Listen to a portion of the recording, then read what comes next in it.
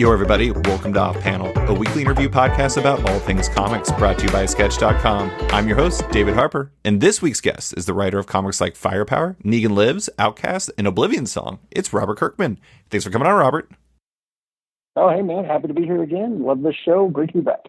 So we're going to touch on a lot of things today because you're always really busy. But I want to start with Firepower. Can we just blow past the fact that I just referred to a podcast as a show?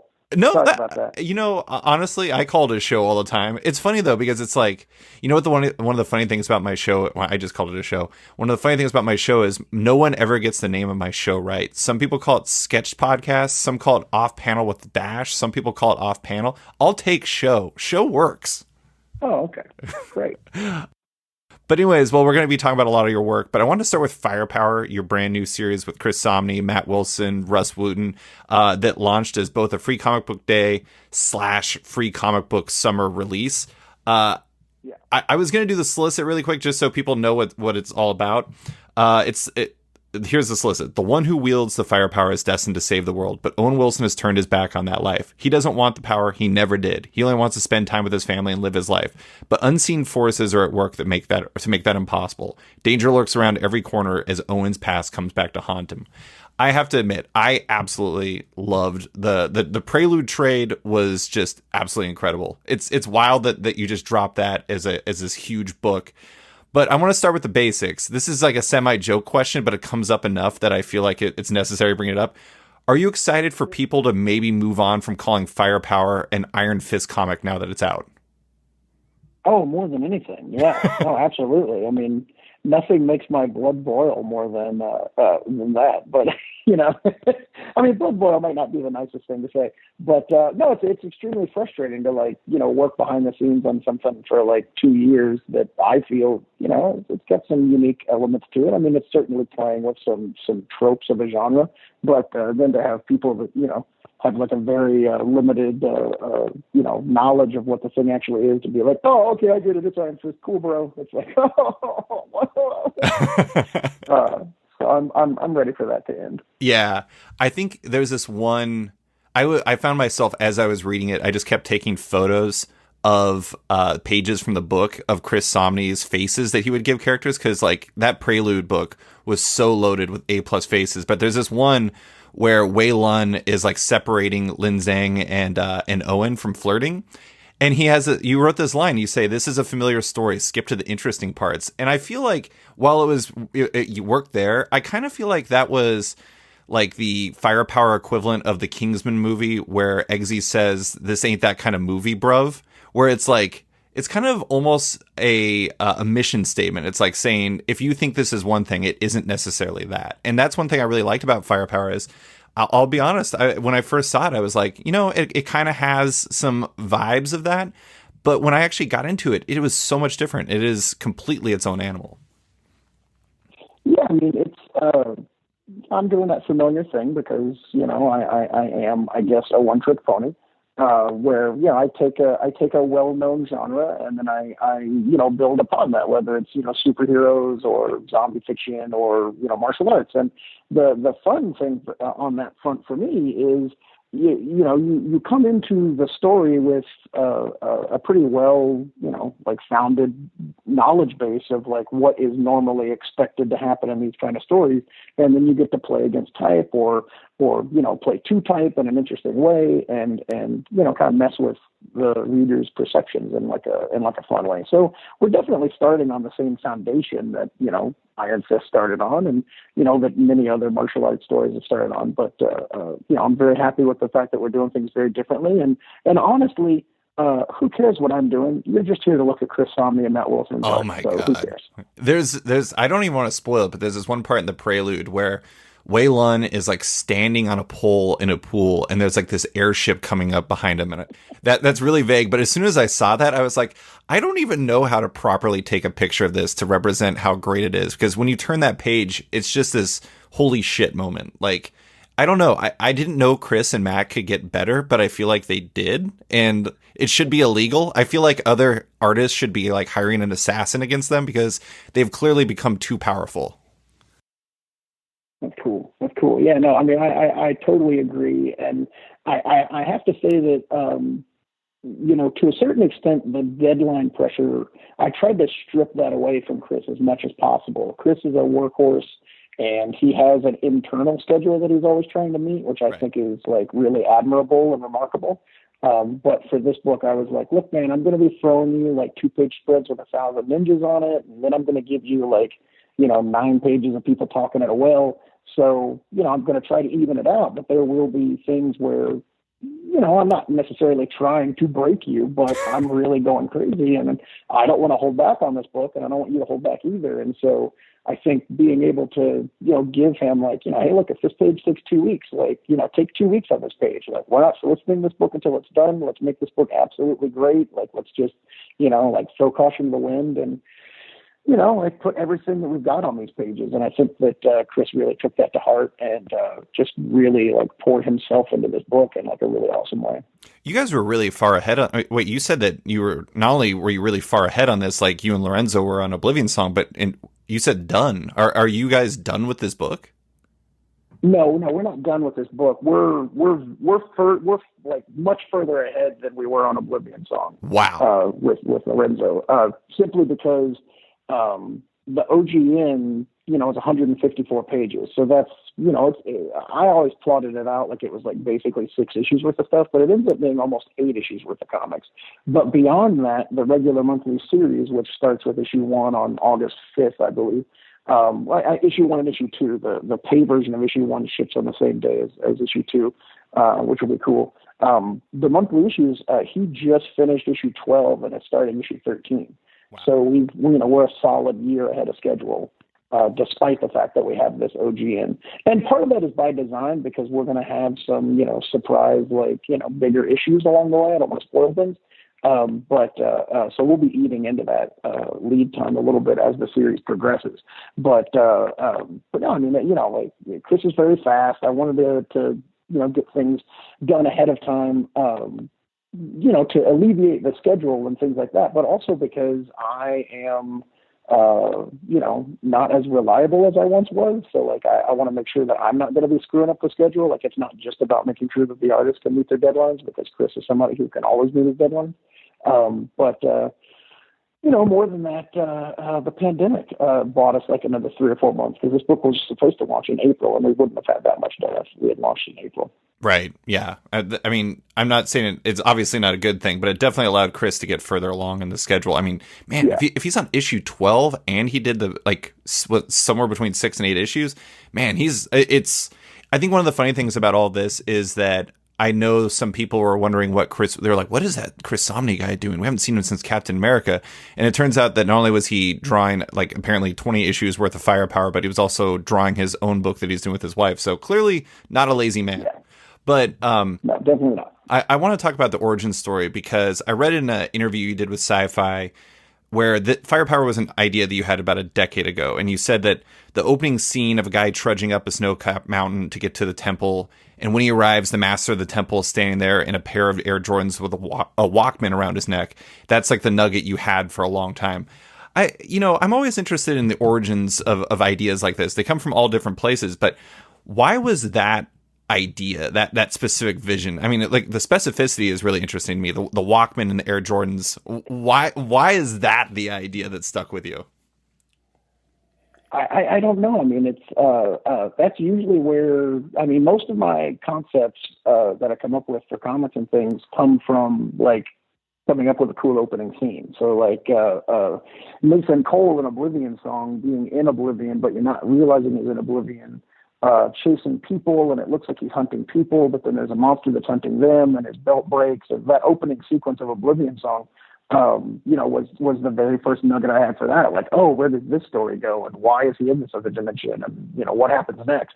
I guess the way my mind works is I think of like, we've seen a guy walk up a snowy mountain to a temple before. Like, what would happen if the guy at the top of the temple was like super different? And why would he be going to that temple? And what's going on, at that temple? And how does it work in the world? And, what's that story about? Like, it makes me ask questions about, what comes next. And I feel like if I'm excited about figuring out what those answers to those questions are, then, an audience will be excited about that too. So, it's I don't know. It's like dumb scenes just pop into my head, and from time to time I'll be like, oh yeah, no, that's not a good one, and I'll just discard it. But that's usually where most of these things start. I love that it started with Waylon because he is just such a fantastic character. There's this one scene where he and Owen are walking through, the whole area, and he had just taken, God, was it an iPod that he stole from Owen as penance for letting him live there? Yeah, I mean, it's not necessarily penance for letting him live there. It's just that he was using a Walkman and was like, "Oh, this thing's better. I'm going to take this." And the idea there is that when students come to the temple, he kind of raids their belongings and takes whatever he wants, which I thought was kind of funny. I just love the fact that he was like, "Oh, Radiohead's still making music. I always really liked them." And I'm like, there's just something really fantastic about a Jordan 1's wearing, a kung fu master living in the mountains who is always waiting to see if Radiohead made more music. There's something perfect about it. I absolutely loved it. But so you had that idea. You had this original idea. Did you develop it from there, or was it really starting to be developed in haste once you and Chris started talking about working on it? I mean, like I'll be playing Street Fighter one day and I'll be like, man, people don't throw fireballs enough. Like, why aren't there things where people throw fireballs more? Like that needs to be a thing. And then I'll be like, oh yeah, I have that opening scene where that guy gets to the top of that temple. Maybe that temple is where they like learn to throw fireballs, and the story's about a guy that throws fireballs. Like that'd be pretty cool. And so like that kind of stuff happens just like in my general life while I'm working on different things. And so, by the time Chris contacted me and, was like, hey, I'm finally done with Marvel. Let's do something. I said, hey, you want to draw people throwing fireballs? I got this martial arts idea. And he's like, yeah, cool. Like I would love to hear more about that. And so then I'm like, oh, okay, well, let me see if I can come up with more. So like I have like certain things left out, but like as far as like the ins and outs of different characters and like a lot of that stuff comes from talking to Chris, finding out what he wants to draw, like which angle he, wants to explore, whether he wants to do like it could have been an absolutely horrific, violent, graphic martial arts story. It turns out to, not be that. It's not necessarily like an all ages story, but it's definitely, not as dark as some of my other things have been. And, that comes from like me, being familiar with Chris's work and kind of getting a sense of like, what he does best and things. And I think that, his art style kind of tends to be more appealing on that kind of story. And it's funny, I called him up and I was like, do you want to do graphic violence or do you not do graphic violence? Because I think I'd heard through the grapevine that, that Chris Samnee guy, he doesn't like doing graphic violence. And so I was a little worried. And he was like, oh no, let's do it. I'm totally fine with whatever. And then I was like, oh yeah, I'm not going to do that. Never mind. So I don't want anybody to think that like the content is restricted because of Chris or anything, because he's a madman. But yeah, I mean, it is very much a back and forth and a huge collaboration when it comes to like actually developing the story and figuring out like how the comic is actually going to be. I mean this with much respect, but I will say that this is like, I feel like this is the most joyous thing that you've really written. And maybe I'm wrong about that. Maybe it's going to get into a dark place, but when I was reading it, I was kind of astonished by there's just this like joy to it that is just really, I don't know. It's really incredible. I read this interview line you said in an interview where you said, it's interesting because Firepower is the first book that I really got knee deep into after Walking Dead ended. And so it definitely marked a new era for you. And I'm curious if like I said, there's like a joy there. There's like a confidence in Firepower that makes it feel, I don't know, honestly, like when that Prelude trade might be one of my favorite things you've ever written.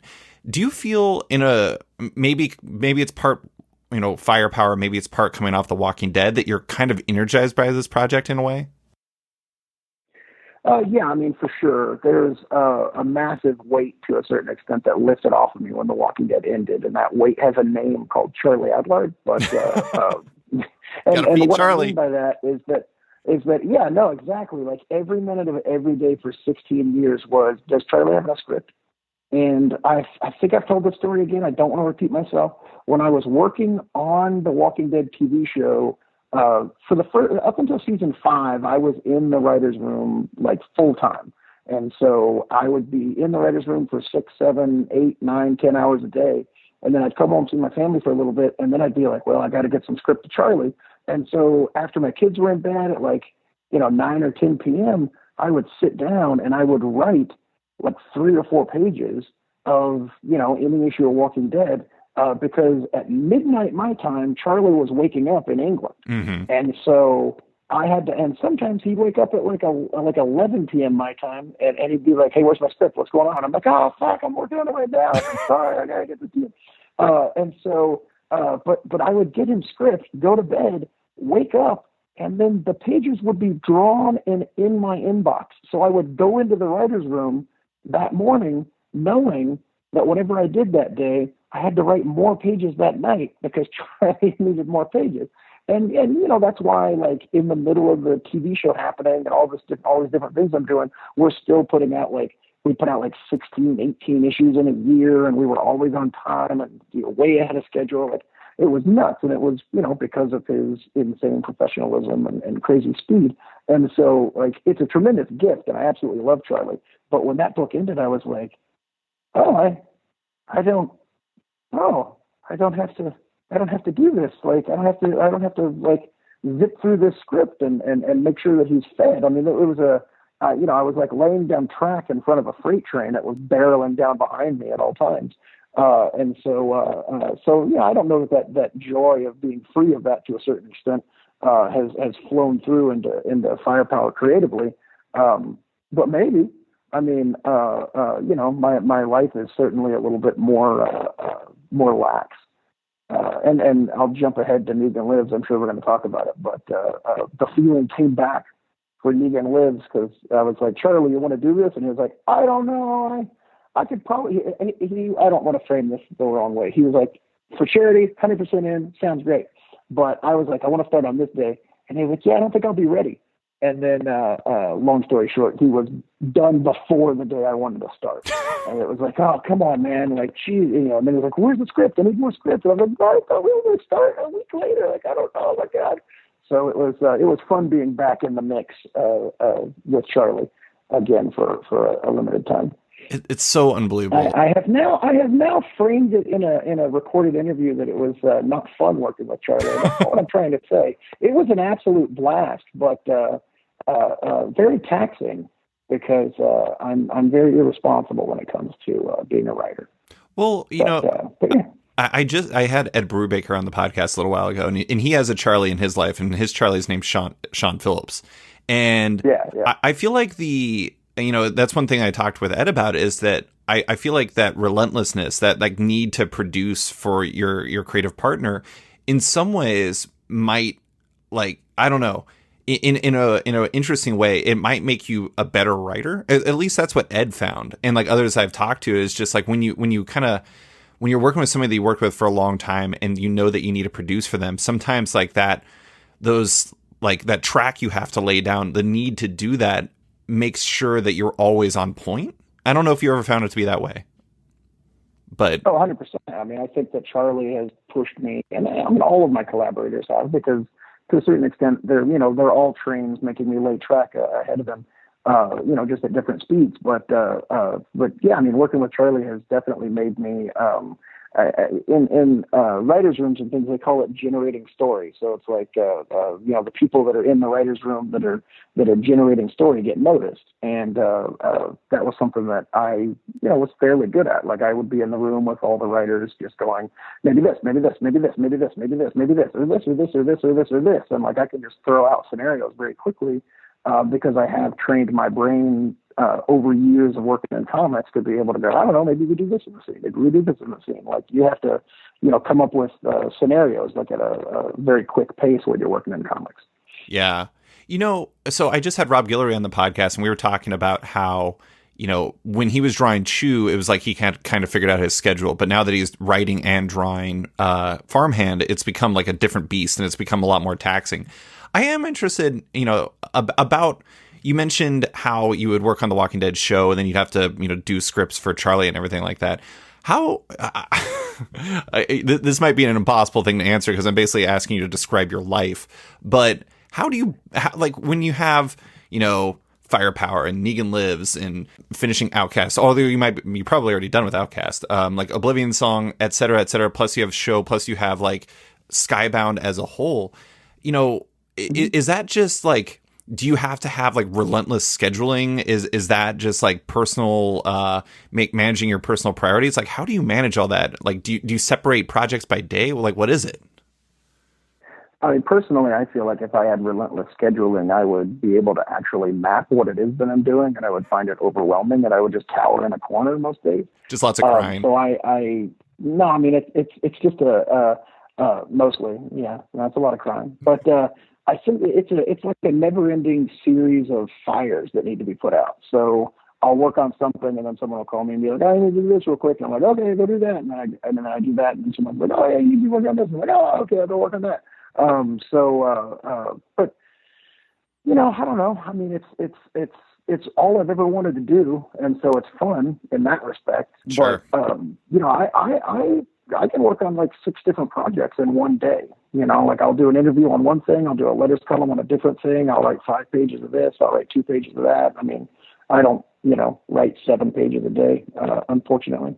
But I will, you know, I'll be bouncing back and forth on various different things, you know, very often during the day. So, you know, my life is an absolute mess, is I guess what I'm trying to say. Well, I'm glad you're making it work for you. Well, last thing I want to talk about in Firepower is I found one of the most interesting things about it to me, besides the fact that obviously it's a great comic, is that you released it both with a $9.99 trade paperback prequel, like an entire like 6 to 8 paid or issues, and a first issue that was free. Like those are, you know, those are extreme good guys, both for comic shops and for readers. But why was that something you wanted to do? I mean, to me, like one of the interesting things about what you do is it seems like you're kind of always experimenting to find ways to make single issue comics work. Is that part of that, or is it something else? I think I live under this foolish notion that there is a recipe, like that there is like a tried and true method of like launching a book. And if I just find that, I'll be able to like easily launch new books for the rest of my life. And I will have cracked it, you know, and I don't think that's necessarily true, but if I do discover it, I'll be very happy. So I'm kind of on this mission to like, it's boring to just solicit a book and announce it and release it on a date. Like how can we do things differently? Like, is there a way that you can, you know, generate more excitement and get more people invested as early as possible in a new series?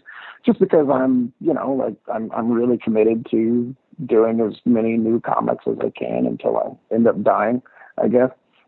And so, you know, I'm invested in trying to find the best ways to introduce new ideas, you know, into the comics industry. So, you know, I'm trying crazy different things. You know, there's a huge barrier of entry to creating a new series because the fan base in comics has been, for the most part, your direct market comic book reader is mostly reading Marvel and DC books, and they're mostly reading Marvel and DC books that they seemingly have been reading their entire life. Mm-hmm.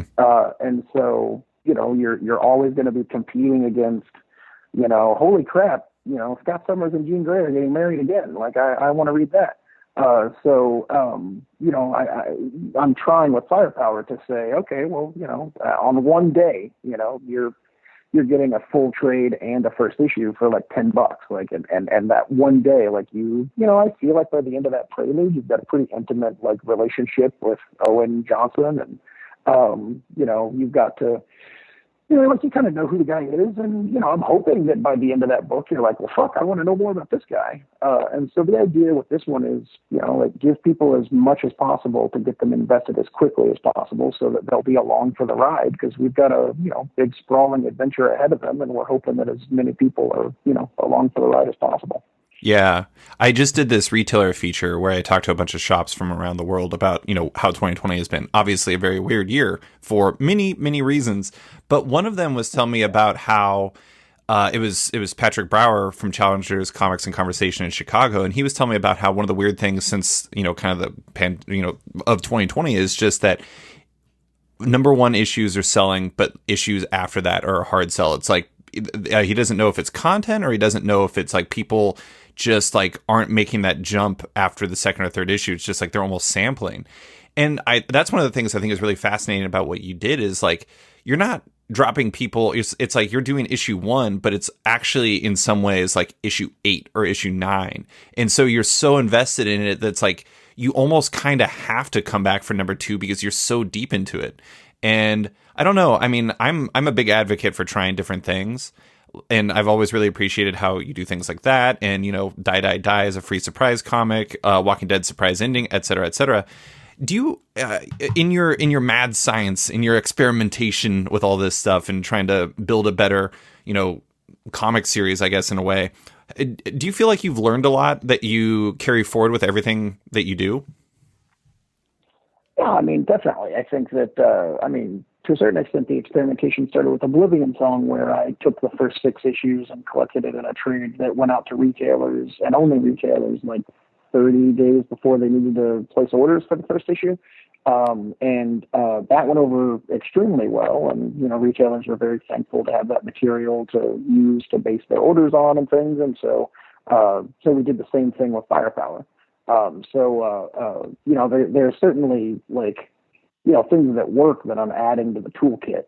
I think, my massive poster game, as I like to say, of sending like these, crazy posters out, like to a certain extent, it's a cool thing that I love because it's like, oh, look at this, massive image of this artist that, I'm working with. And, it's cool for me to see these cool posters. But more than that, it's like a psychological thing for the retailer. Like, holy shit, if the poster is this big, they must really be behind this book. I must order a ton of these, like that's the hope. And so we keep doing these crazy posters, but anything that works just kind of gets added to the toolkit, and hopefully we'll, like I say, I'm trying to find the recipe. Yeah, I like the poster idea because I think one thing that people kind of forget about sometimes is that as loud as the comics internet can be, like I've heard from a lot of retailers, basically they say that the average customer that comes into a comic shop doesn't participate in that conversation. They don't know anything. When they come in, quite often what they're finding they're going to buy is like new to them. And so like seeing that poster and being like, hey, what's the deal with this Firepower book?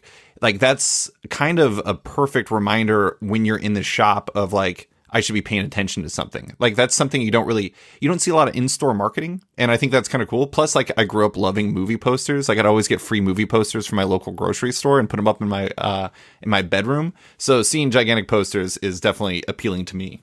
Yeah, I mean, anything I can do to empower the comic book retailer and being that, like, point of sale guy that's, evangelizing, I don't know, the books. I mean, those guys that you see every Wednesday, like, they love this medium as much as we do, and they're having this, like, one-on-one interaction with customers in a really great way, and, hand selling books directly to customers. So any ammunition that I can give them, I'm always trying to do that. Yeah. Well, actually, I'm going to jump into the Walking Dead stuff. I wanted to share something. I was talking to John Hendrick from Big Bang Comics, and he's a buddy of mine. And when I said I was going to talk to you, he said that he had a very specific request. He wanted to pass on thank you from him, which is not something, I'm not saying John doesn't thank people very often, but at the same time, like him specifically telling me to tell a guest that thank you. He said that like Big Bang had one of their biggest weeks ever, and it was entirely because of Negan Lives and Firepower. So I think, like the efforts that you did with all those books really made a difference, especially like in a really important time. I mean, what they need is people buying things, and Negan Lives certainly did that. Yeah, no, that's great. I mean, John's an awesome guy. I mean, his store is fantastic. Hopefully one day I'll actually get to visit it. But I hang out with John from time to time at conventions, and it's just really great hearing that. I mean, I've heard a few stories like that from various retailers, and after Charlie Adler put me through my paces getting that book done, it's just really gratifying to hear that retailers are happy with how that turned out. And I mean, I don't know, I don't want to get too serious, but like it feels really great to be able to do something for these, direct market retailers that have absolutely changed my life. I mean, Charlie and I wouldn't have been able to spend 16 years, telling the story that we told and having the fun that we had, and, reaping the rewards from that if it wasn't for the direct market. The direct market supported Walking Dead long before there was ever a television show, and got us to the place where there could be a television show. the television show wouldn't exist in the way that it does if the comic book wasn't so successful that I was capable of like sitting back and waiting for the best possible outcome for the TV show. So like everything in my mind traces back to the direct market retailers. So, I'll always do everything I can for those guys. That's awesome. And ladies. Well, for listeners that don't know, Negan Lives, which was a one-shot that followed The Walking Dead, it was a good guy for comic shops. 100% of proceeds went to comic shops. You shipped them for free. I wanted to ask about why it was something you wanted to do. You suggested in the Hollywood Reporter interview that just went up, but actually was apparently from several months ago, that you had a Negan story. It was something that you might eventually want to get to. Was Negan Lives something you wanted to do because you had a story, or was it because you wanted to do a good guy for shops, or was it a bit of both? I mean, I didn't really have a story. I'll spoil the Negan Lives thing a little bit. But so when I wrote the last issue of Walking Dead 193, there's a small panel where you see Negan, and I told Charlie to change the tombstone. The tombstone in 174 was this like wooden cross, and the tombstone, if you look at 193, is a nice like stone headstone. And so in my mind, when I was writing 193, I was like, okay, well, Negan's wife, Lucille, the last time we saw her, and here's Negan, like she died in that hospital, and he ran and, left her there and went off on his adventure and, eventually made his way into the Walking Dead comic and, had his whole thing and became who he became. But that body is theoretically still there. And so I was like, I like the idea of there being this like epic journey, of him trying to recover his wife's remains and like put them to rest. And so I had that notion, that I would one day do. That's not necessarily the story of Negan Lives. The Negan Lives story kind of kicks that off in an interesting way. But I didn't really have that story in mind. And I mean, just between us, I was like, okay, I could do this epic Negan journey if, my career takes a massive downturn and I'm like destitute and like am desperate to make ends meet. I can just, drag Walking Dead out and hope that people will support it and I'll be able to, keep my, roof over my head. And so I'm always about worst case scenarios and escape hatches. Those are always my plans. So I didn't know that I would, ever have to do it or ever, be able to do it. So it wasn't, a plan like, oh, thank God this pandemic happened. I could finally do that story I've been wanting to do. Right. When I started, I talked a little bit about this conversation I had with Bill Shanis and Eric Stevenson about like, here's the reality for the direct market and here's what's going on because of the pandemic. And, Bill's kind of a, wise sage of the comic book industry. And he was like, this is how this is going to hurt retailers. I mean, we're having this conversation in like March. Right. And he's like, they're going to need to generate revenue and this is really bad. And people aren't going into stores. We need to get people back into stores. And just through that conversation, I was like, okay, well, what do I have in my arsenal that can, help retailers? I guess Walking Dead is, really the strongest thing I have by far. So I got to do something related to Walking Dead. And then I was like, oh, yeah, I could do something, setting up that Negan story. And then I came up with this story with this new Lucy character. Mm-hmm. But it was all fairly organic and kind of spur of the moment. The thing that excited me the most about it was how spur of the moment it was, because Charlie is so fast and so reliable. I was like, I can conceive of this story today, write this script, and we can have it ready to print in 3 weeks. Like, this is amazing. And that process was very exciting, especially in light of like, oh, Chris Samnee and I are going to work in secret on a book for 2 years and then finally be able to reveal it. Like I've been doing a lot of that in my career. And so it was nice to go back to the early days where it'd be like, Britt will be a cool one shot. Let's put Britt out next month, which is, how I did comics when I first started. That's amazing. Well, you said it came together in like 3 weeks. So at what point did you bring Charlie in on this? Because I know you said that he was busy, and then because he's Charlie, he was done being busy before you even expected him to be ready. Was it just that 3 week period? No, I mean, after the conversation, I was like, okay, let me see if I can come up with a good story. So for about a week or so, I was like, what would I do if I were to bring Negan back for an issue? And is it something that I would like? Is it something I'd be proud of? Like, I didn't want to contact Charlie and be like, let's do this, and then be like, oh fuck, I have no ideas. And so I tried to come up with the rough idea for the story. And then after, about 5-6 days or so, I emailed him and said, hey, you want to do this thing for charity? And he wrote back immediately and was like, yeah, it's a crazy time. Anything we can do, like, let's do what we can. And, he was on board. So, as soon as I had the nugget for the idea, Charlie was, on board. I do love the radical experimentation side of how you do stuff, because honestly, like the fact that a comic was, and what was it announced, like June 24th or something like that, and then it was out the first? Yeah, the first, which is like really unbelievable. I mean, like that's one of the things that I think is really it's odd about comics is like typically when you first hear about a comic, you learn about it so early that sometimes you can almost forget about it. And by the time I got excited about Negan Lives, it was out, and it was like, I don't know, it's so perfect how that works. It's just like, I don't know. It's like a curse and a blessing of comics, that how it works exactly. But I like that you can mess with it in that way.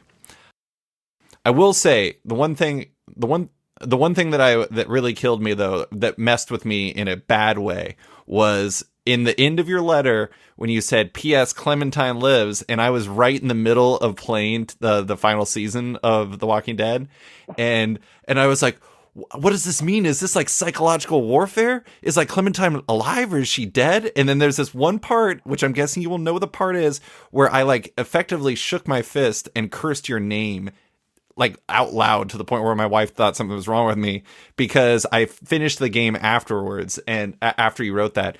So I don't know. Seeing that Clementine lives, it was like psychological warfare. So thanks for that. Thanks for that, Robert. Oh, so I spoiled the. Well, the thing, I didn't know though. I didn't know, so it's like I don't know if this is real. Well, you should have played that game long ago. How dare you? I'm busy, man. I'm busy. Well, I want to go back just a little bit while we're on the Walking Dead subject. I did want to talk about Walking Dead surprise ending. I know you've talked a lot about why you ended it, so I don't want to tread on that ground again. But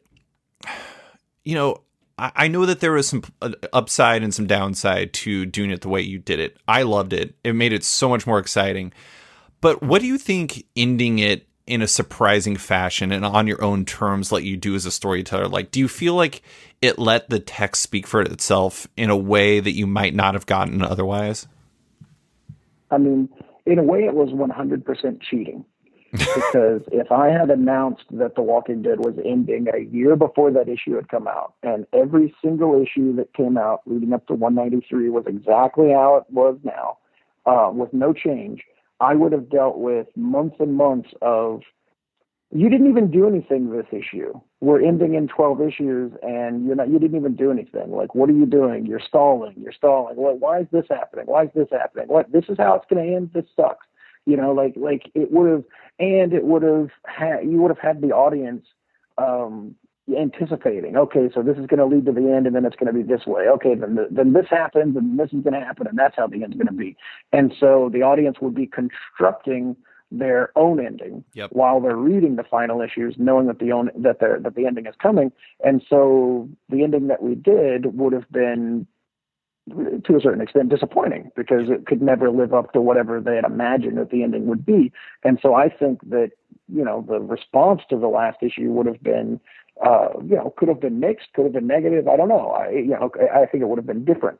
As it was, coming out as a surprise, the response was overwhelmingly positive, because they had no time to anticipate what could be happening.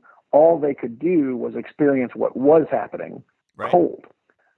And so they kind of took it at face value. And, there was probably a few people that didn't like the ending. And I'm sure there's people listening to this that are like, you're a fucking liar. That ending sucked. But from what I saw, the ending seemed to be, very well received, which, I was very happy with and shocked by, just because, I've got imposter syndrome just like everybody else, and think that everything I do is kind of crappy. So that was a nice surprise. But absolutely cheating. I think that if people hadn't known that Game of Thrones was ending when it was ending, I think people would have responded to that last season completely differently. I think that's something that is really interesting to me. I think that endings in this day and age, because of internet speculation and social media, where we're all talking to each other constantly about everything. It's very hard to, come into a series cold without 1,000 expectations. It's hard. Like when Stranger Things is going on, I can't watch all the episodes in one day. So I have to basically, like when a new season drops, I have to basically stay off the internet until I finish it. Otherwise, I'm going to have, all kinds of different perspectives like pumped into my head to where I can't really enjoy the season for what it is. So yeah. It was cheating, is what it said. Well, it's funny. I wrote a review of. I never write reviews. I don't really like writing reviews, but anyways, for number 193, the final issue, and in that I actually did the same comparison. The Game of Thrones comparison is perfect because I felt, I'm not gonna be popular for saying this, but I felt bad for the showrunners of Game of Thrones during that, because it was almost like they weren't competing against like what a good story would be. They're competing against the story that people made up in their head.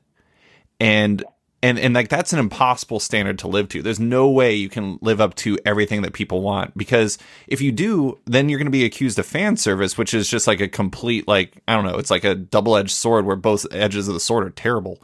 Yeah. How Anyway. dare you give me what I want? You didn't give me what I want. You're also terrible. But I don't know. I mean, I actually, like, I have two things I wanted to say about it. First, I think it was the best issue of the series. I loved it. I thought it was a perfect ending. And bizarrely, I'm definitely going to be on a camp of one person in saying this. Weirdly, the most poignant moment of the issue for me was Pamela and Sebastian Milton sitting in prison talking together, where they're just having this small moment. I don't know why when I got to that moment, I was like so sad. I was just like, this is so beautiful. Why are they so nice to each other? Oh my God. And I'm like, I'm supposed to hate these characters, but for some reason, the Miltons having a nice like time in a prison or in a jail cell was like this just sad, heartfelt moment that just crushed me when I was reading the issue. It's funny how that works. I didn't even like those characters, and yet here I am. I think that's more than anything a testament to how Charlie drew those characters. I mean, the fact that he was able to capture emotion. Yeah. It's just, I mean, it's been a while for me. It's just one panel, correct? Like, yeah, it's just one panel. Imagining things different. Yeah, it's just one panel of them. But yeah, I mean, you get a sense of like, a mother visiting a son and a son that's, living in prison. And, there's a lot of emotion to that's conveyed in that image. So I got to give Charlie all credit for that. Yeah, Charlie. Good job, Charlie. Well, just a few more questions. I in an interview you did with THR about the ending of it, you said it became a question of whether to end at the end of the fourth compendium, or would we have to continue on towards fifth compendium, which would have been 48 issues more. And I thought that was super interesting. Like in that situation, it's like almost format dictates story to a degree.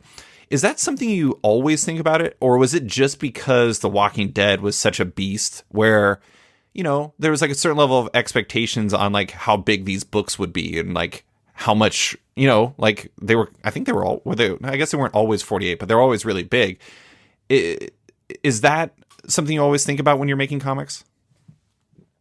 Yeah. I mean, it's like circles within circles. It's like a real complicated thing. But for me, it's like, if you can write a story that is contained in 22 pages, then you can write a series that is contained in a collection format that actually makes sense for a fan base. Like, I don't like trades that don't match. I don't like, I don't like series where, like the last volume is like way thicker or way thinner than it is. I don't like, I try to avoid abandoning formats at any point. Like if you're reading a book of mine in hardcover, you should be able to read every volume in that hardcover form. I don't want to, now you've got to switch to trades because we didn't do another hardcover. Sorry.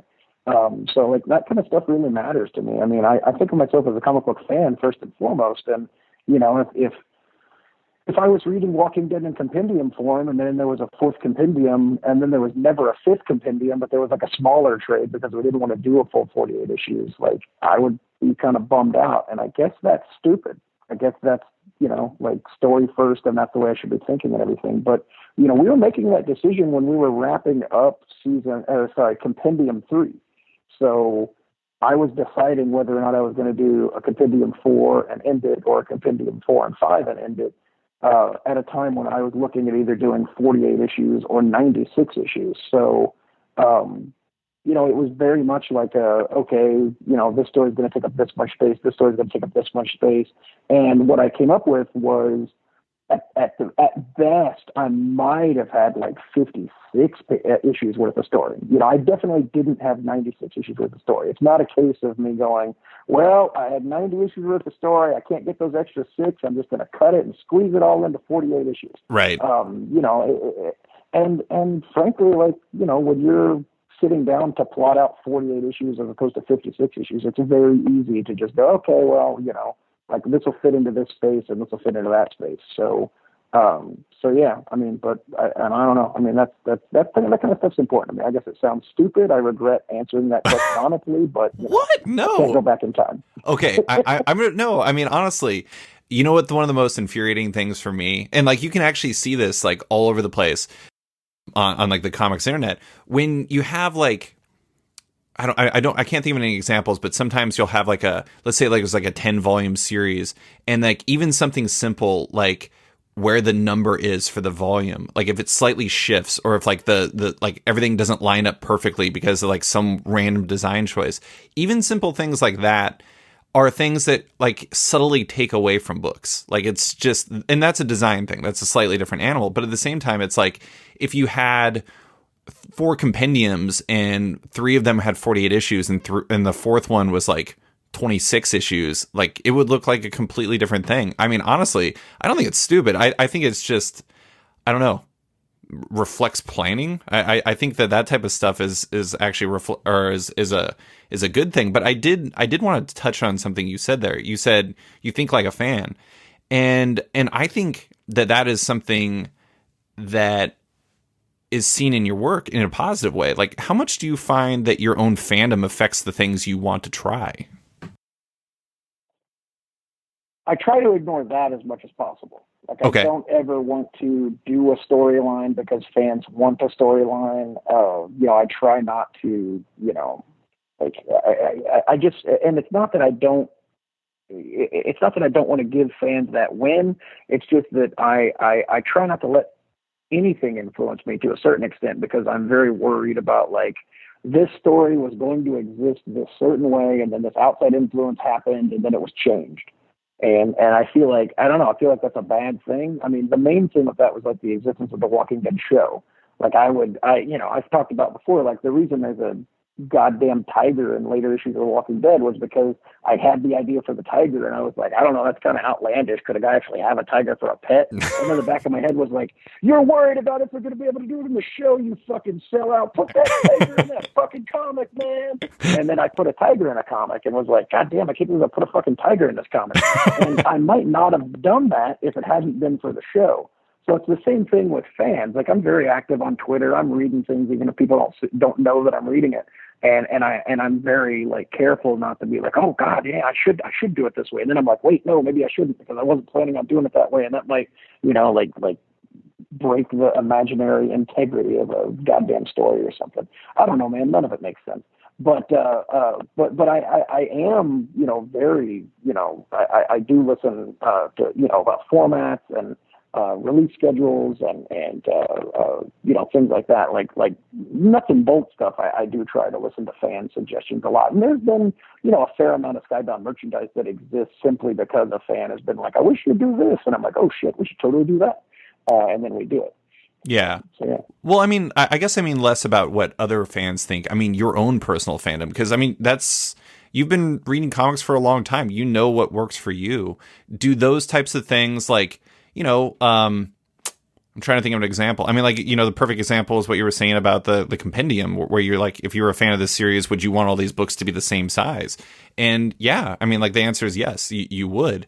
But I mean, I guess, like, do you find that your own passions as a comic fan, your own things that you like to see in comics, like, does that play into how you like to tell stories, and also like how you approach like bringing those stories to life, like including like some of the surprise stuff you do. Like, would people, if I was a fan, would I want a surprise ending? Like, is that something that kind of comes into play? Yeah, I mean, 100%. I think everything that I do story-wise is based on comics that I enjoy, and you know, different storytelling formats that I really like. I will say, I think we got time for this anecdote.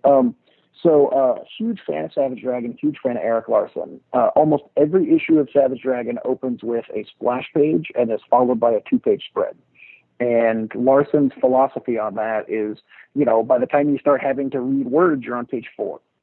And so, you know, you come in with some like crazy bombastic action, and then by the time the story slows down, you're invested in the story because you've already gotten a splash page and a 2-page spread. That is very much more in line with what I like in comics and with what I try to achieve in comics. So you'll see a lot of 2-page spreads and splash pages and things like that in my work. And even Walking Dead, to a certain extent, was paced like a superhero comic and had a lot of big splash pages and 2-page spreads. But I was having a conversation with Larson about it one time, and he said, "Oh yeah, I used to argue with Todd about this all the time because Todd McFarlane, if you look at his comics, especially early issues of Spawn and the Spider-Man stuff that he wrote, he tries to open with the densest, most text-heavy first page that you could ever imagine. And his philosophy is, I want you after page 1 to be content that you have gotten your money's worth." So he's got like 4 tall panels that are covered in captions and word balloons, just like tons and tons and tons of words. And so Eric Larson is telling me like, "Oh yeah, you know, that's Todd's philosophy." And I would always say like, "I don't really like that." And then on the phone, Eric goes, "But you know, Todd's books always sold more than mine, so what do I know?" And after that conversation, this was very early on in my career, I hadn't done Walking Dead yet. And so after that conversation, I was like, you know what? I should do a book that's just chock full of words just to see if it does better. It's not my style. It's not the kind of comic book I prefer, but I'm going to try to do a comic that has the biggest, most like word-filled word balloons that you could ever imagine. And that book was called The Walking Dead. If you go back and look at the first 6 issues of Walking Dead, it has the most dialogue out of any comic I have ever done. It is just cram-packed with people talking about nonsense nonstop. And, you know, biggest hit of my career. So maybe I should do that more often, is what I'm saying. I think I stopped doing that after a while, and Walking Dead got a little bit less wordy. But that definitely came from a place of, you know, fandom and wanting to kind of emulate people and see what works and try a different style than what I was normally doing. Somebody's got to come up with some sort of like Frankenstein's monster where like the first page is like, you know, the densest page ever. And then the second and third pages are double page spreads. And then somebody incorporates also like Brian K. Vaughan's like final pages. Cause I feel like Brian K. Vaughan's like the best at final pages and issues. He's so good at those hammer pages. I don't know if you can reverse engineer this. I feel like we have like the biggest hit we can possibly imagine, but I wanted to actually, one other thing I want to ask about, like how it's affecting you, how you think about story is the pandemic. Like, is that, you know, is that changing how you think about comic or your writing and how you approach story and the stories you even want to tell? I mean, I don't know. It has me often thinking, what is life? Why am I doing this? Yeah. What's going on? Like the pandemic. I don't know, man. I'm trying not to let it influence what I'm trying to do, because most of the comic books that I'm doing were, you know, on a course before this hit. And so I'm trying not to let it influence me, but it is, you know, it's a crazy time. And I guess I'm hoping that it will lead to a lot of interesting works in fiction, you know, because of people, you know, being stuck in their homes and trying to find things to do, I guess. But I don't know. I mean, it definitely sucks, and it makes me work slower. And so I guess in that respect, it's changing things quite a bit. But I don't know. I don't really know how it's going to affect my work just yet. So who knows? Yeah.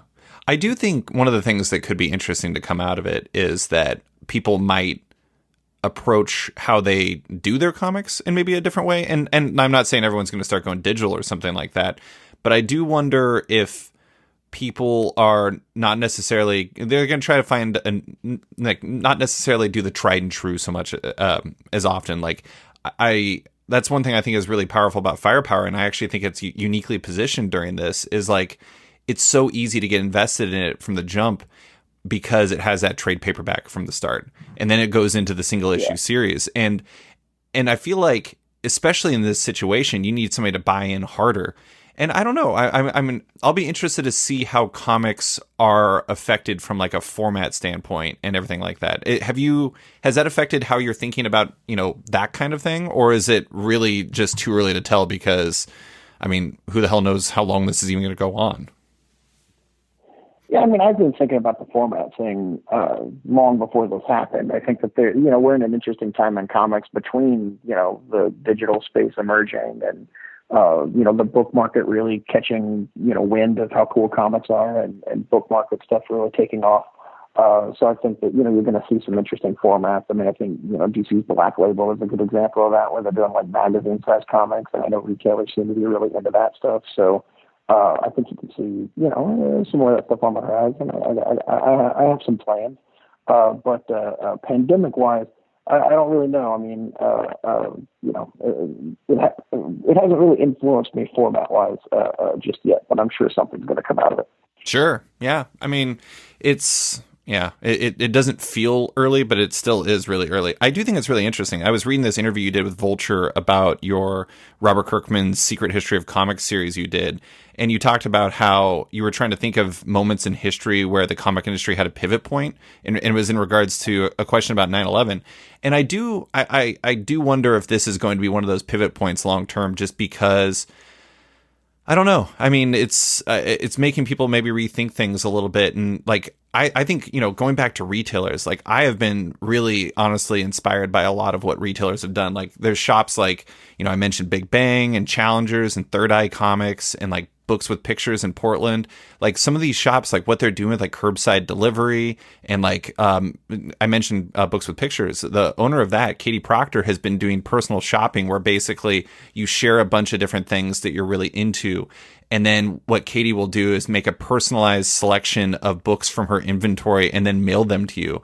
She did one for my wife who doesn't even read comics, and she loved it. I mean, like the selections that she made were so incredible. And I do think it's really interesting to see how people have kind of responded to this and found new ways to do things they've done for a long time. Like I mentioned, I did a retailer feature where I checked in on the year that was, or the year it's been so far. And a lot of them told me that a lot of the stuff that they picked up during the pandemic, they're going to keep going forward with because people responded so strongly to it.